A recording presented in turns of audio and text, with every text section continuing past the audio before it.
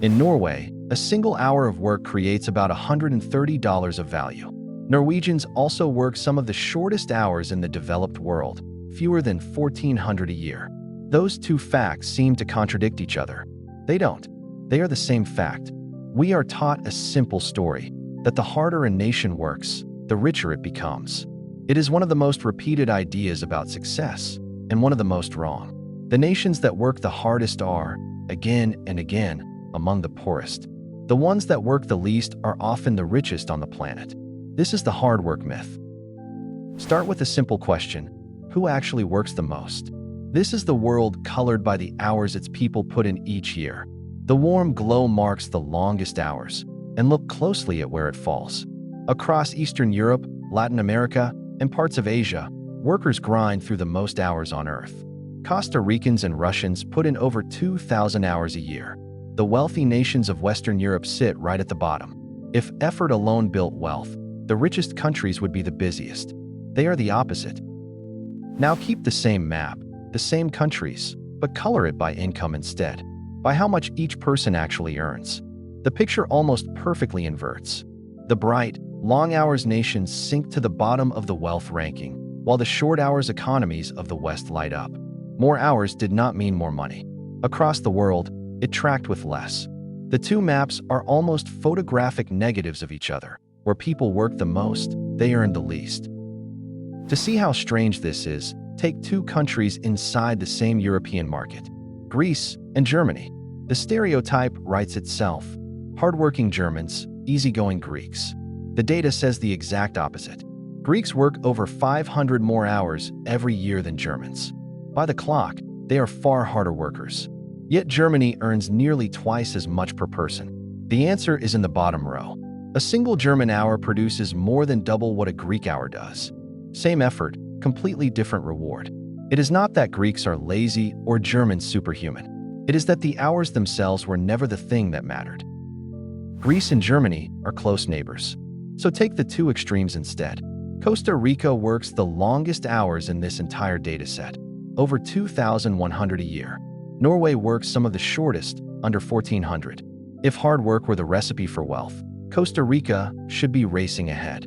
Instead, Norway earns almost 4 times as much per person, because a single Norwegian hour is worth nearly 5 Costa Rican ones. The harder working country isn't winning. It's losing badly.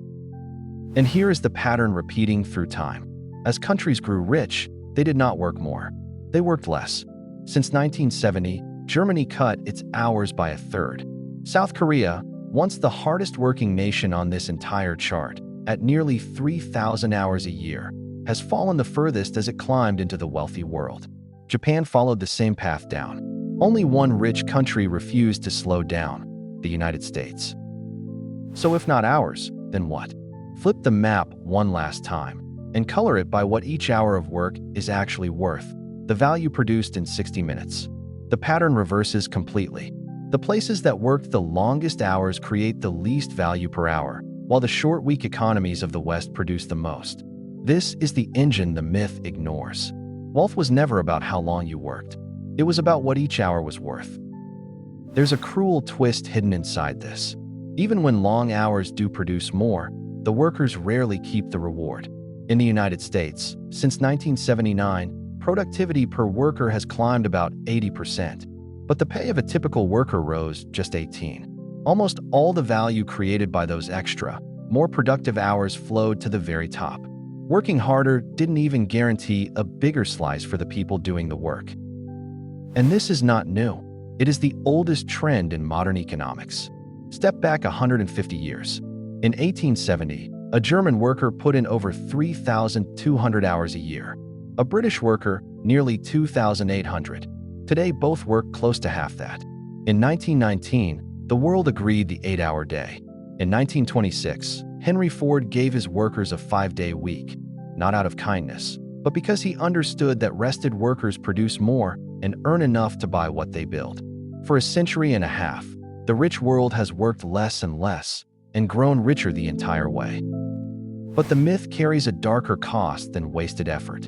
In 2021, the World Health Organization and the International Labor Organization published a chilling number. Long working hours, 55 or more a week, killed an estimated 745,000 people in a single year through stroke and heart disease. Working those hours raises your risk of a stroke by 35%, and the death toll has been climbing for 2 decades. Overwork does not just fail to make us rich, it can quietly kill.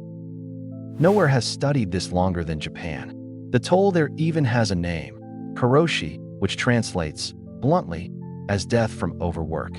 It is formally recognized by the government, with its own compensation system. Last year, Japan acknowledged a record 1,300 cases of death or serious illness caused by overwork, the 6th straight record year. An entire bureaucracy now exists to count the people their jobs have worked to death. Which brings us back to the rich world's great outlier.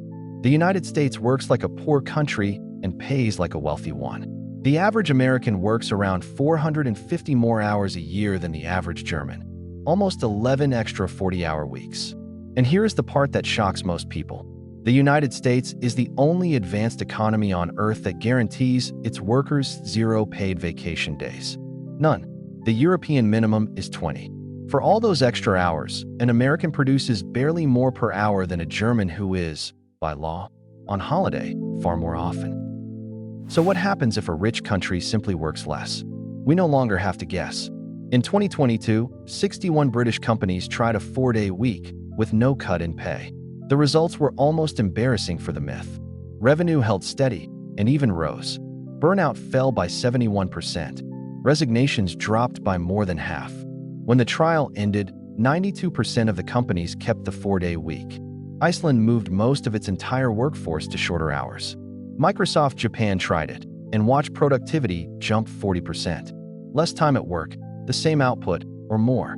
Across every trial, the story repeats. When you stop measuring work by the hours stop matching. And it isn't only about money. Year after year, the countries that work the shortest hours, Finland, Denmark, the Netherlands, Norway, also report the highest well-being on Earth. Finland has topped the global happiness ranking 7 times in a row. The data isn't perfectly clean. Warm, long hours nations like Costa Rica are happy too, a reminder that life is more than a timesheet. But the pattern is hard to miss. The places that learn to work less are not just richer, they live better. Almost a century ago, one man saw this coming. In 1930, the economist John Maynard Keynes predicted that by the year 2030, his grandchildren would work just 15 hours a week. Productivity, he argued, would make the rest unnecessary. He was wildly wrong about the number. We still work far more than 15 hours. But he was right about the direction. The work week has been shrinking for 150 years, and it shows no sign of stopping. So where does that leave the hard work myth? Over 150 years, the world's wealthy nations have roughly halved the time they spend working and grown richer, healthier, and happier the entire way. The lesson buried in all this data is not that hard work doesn't matter. It is that hard work was never the point. The countries that don't work the most hours, they make every hour count.